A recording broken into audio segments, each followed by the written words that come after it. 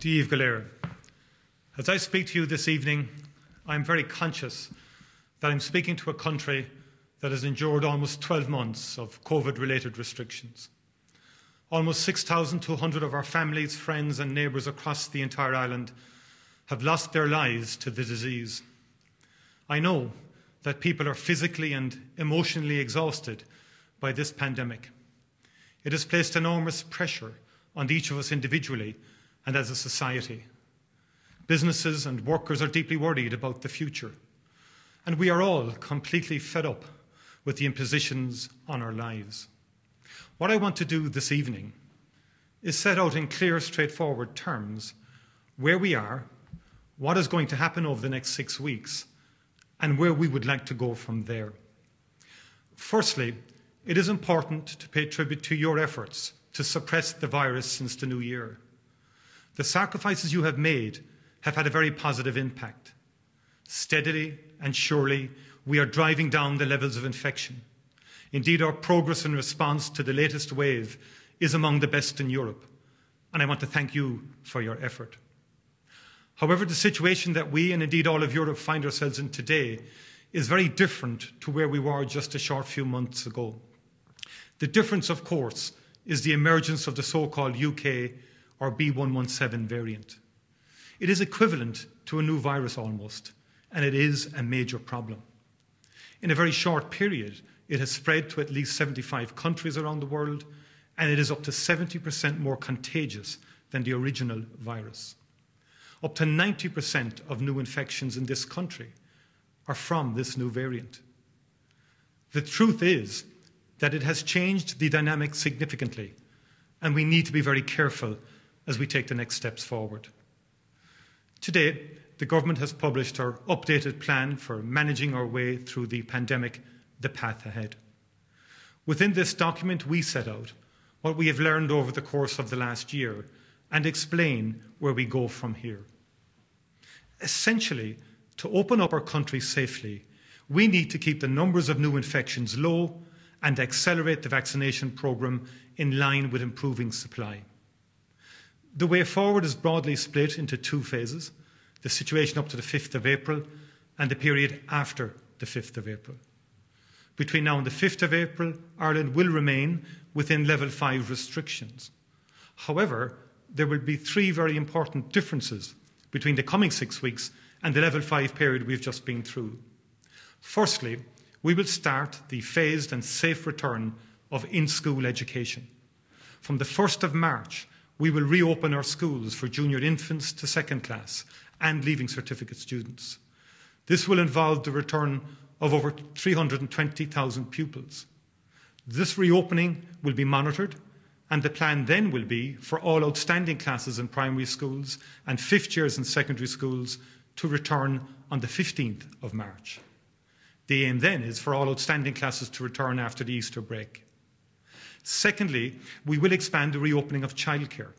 From the 8th of March, the Early Childhood Preschool programme will reopen for all participating children, and from the 29th of March, subject to public health advice, other restrictions will be lifted so that all other children can return to early learning and childcare services. Thirdly, we will resume non-COVID health and social care services over the coming weeks. In advance of the 5th of April, we will then review the situation. It is critically important that we do not let our guard down. We are carefully and gradually reopening schools because we need to get our children back into education. This will represent a major relief for both pupils and hard-pressed parents. When we open things, we want them to stay open. That is why I cannot overemphasize the importance of continued observance of level 5 restrictions. It is why, if you are currently working from home, you must continue to do so. The key concern is the potential impact of increased mobility of the population on the disease, particularly with the new variant and how easily it spreads. Maintaining restrictions is not a commentary on any one sector. Increased mobility is the issue, and that is why we must monitor the situation very carefully and keep it under constant review. We want to reopen society as soon and as safely as possible.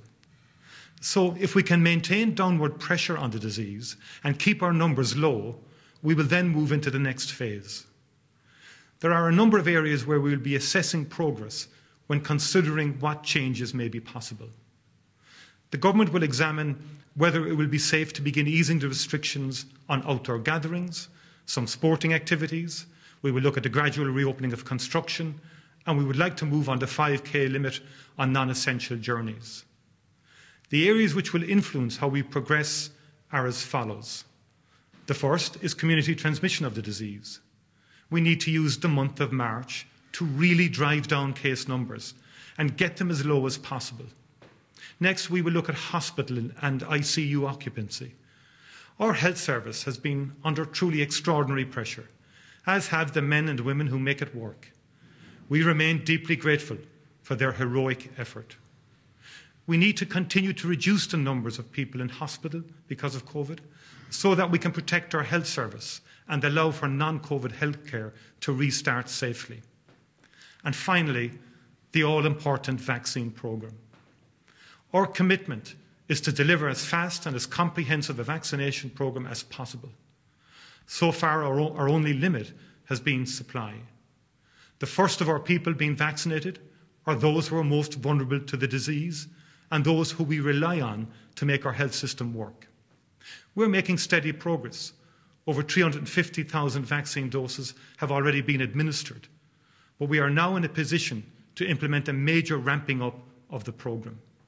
Ranging from small local GP surgeries and pharmacists up to a nationwide network of community and regional vaccination centres, we are implementing a programme of vaccination on a scale that is unprecedented in the country's history. By the end of March, we will have administered 1.25 million doses. Then, depending on vaccines arriving as scheduled, we will administer, on average, more than 1 million doses per month during April, May and June. What that means in practical terms is that by the end of April, up to 40% of people over 18 years of age will have had their first dose. By the end of May, up to 64% will have had their first dose. And by the end of June, up to 82% of adults who can be vaccinated will have received at least one dose, and 55% to 60% will be fully vaccinated. We will get through this. But I want to make sure that when we ease each particular restriction, we take a careful approach to ensure that when we open something, it stays open. We want to protect as many people as possible in the coming months until we achieve a critical mass of vaccinations. That is why we will continue to proceed carefully and cautiously, keeping the situation under constant review and being informed at all stages by public health advice. I understand that some people will feel frustrated as you wait for your vaccine, but I ask you to be patient. There will be vaccines for everyone in the country who can be vaccinated. The vaccination programme will completely change the landscape and transform the options available to us as a society for reopening and renewing our country. The breadth, depth and agility of our economy means that we will be in a position to recover. The challenge has always been and remains to ensure that we maintain as many of our businesses as possible intact until they're in a position to get back to work. And that is why we will be maintaining all of the various support schemes for businesses and individuals which were scheduled to close on the 31st of March until the end of June. A new national economic recovery plan to reboot the economy in the aftermath of the pandemic is already in the advanced stages of development within government. €20 million in new additional funding has also been agreed today for mental health supports and investment in communities. We will get through this. We just need to stay focused and get through these next few months safely together. I know how hard this is.